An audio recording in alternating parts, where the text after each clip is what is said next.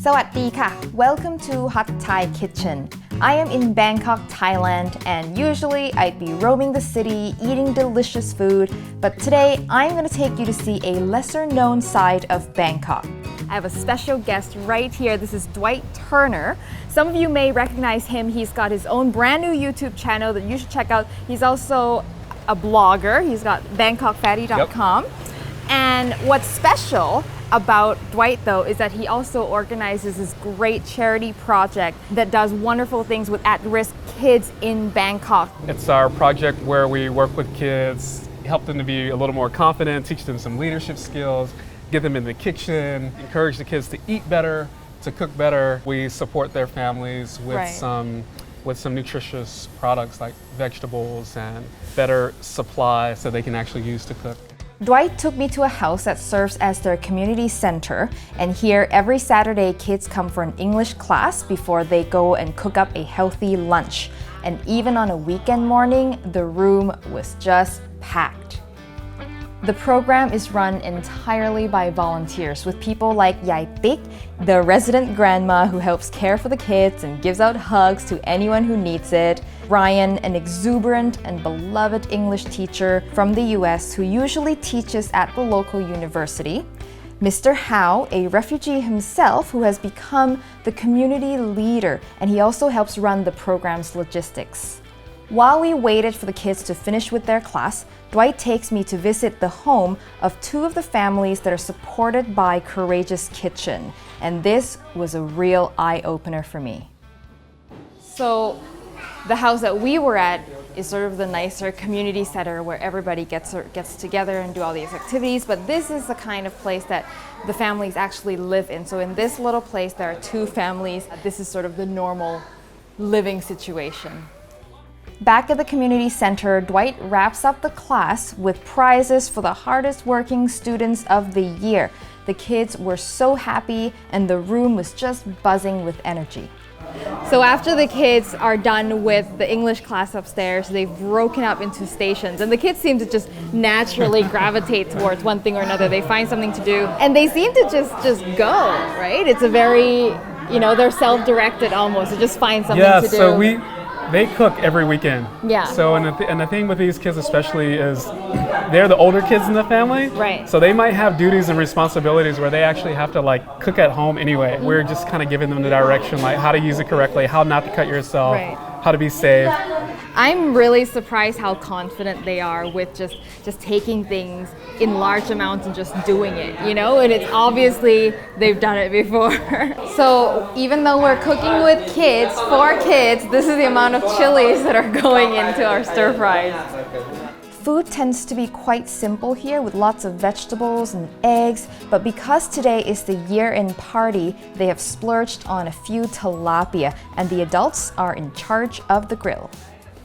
So Dwight, you came to Thailand in 2006 or something, right? Originally. Yep. So originally. What brought you to Thailand to begin with? I came here as a teacher originally. At the end of my year, I took a Thai reading and writing class, and then I went home. I came back, and I've been here ever since. So when you came back, that's when you got to know these people? Yeah, when I came back, I was like, I had already done the touristy stuff. Yeah. I had already hit the party scene pretty hard that first year. So when I came back, I was more like, okay, what else is going on? Where can I give my time back? Until I met a friend who was a refugee. Yeah, and then things went from there in terms of just hanging out with him, spending time with his family.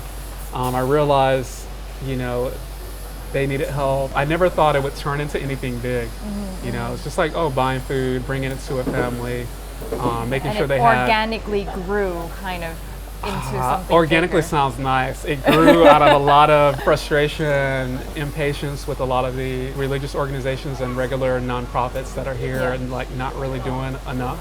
Where do you see this going? Do you have a plan for where you want your dream for Courageous Kitchen? I want to see it be something that happens long term. I want to see it happen in not just this community, I want to see it happening in Thai communities. The goal is really give them some confidence. They need a safe place to fail, right? If it's a safe place to fail, then it's an easy place to learn. Yeah. When it's time to eat, the older girls took charge of the buffet line. They served everyone and even controlled portion sizes to make sure big kids, little kids all got the right amount of food. The kids get to eat first, so while we waited, I chatted with Dwight more about the challenges of working with urban refugees. I guess urban refugees is a kind of new term because people normally think about refugees, especially in Thailand. We think about refugees in terms of the people that are on the borders in refugee camps. But in modern day times, most people don't flee into these camps. They end up fleeing into cities. So they have a language barrier. They don't have the ability to work. And then people, you know, there's instances where people do take advantage of them.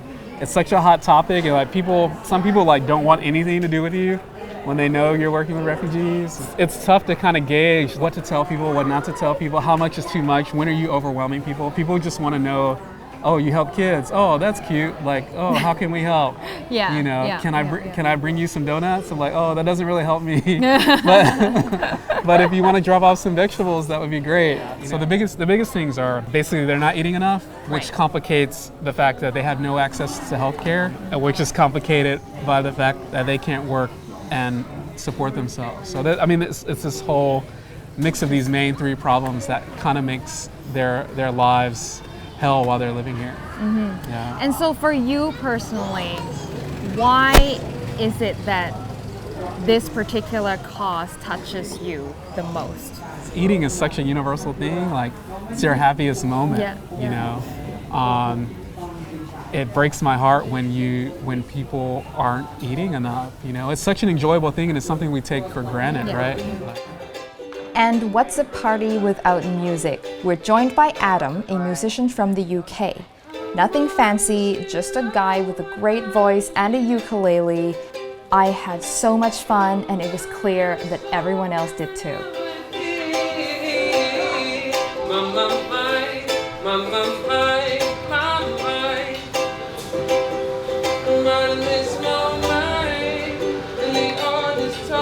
All right, so the party is well on its way. A great musician has arrived to help us to wrap the day. Yes. Thank you so much for letting me in on this project. Anytime. It's so good to see a great person doing a great project. I hope you enjoyed this episode. It's been a great change for me too, to do something a little different on my show. Love having you. Yeah, and I hope to see you again soon. We should do something together next time I'm in Bangkok. Anytime. Yeah, we got to get in the kitchen together, right? We got to get in the kitchen together. All right, everybody. I'll see you next time. Bye.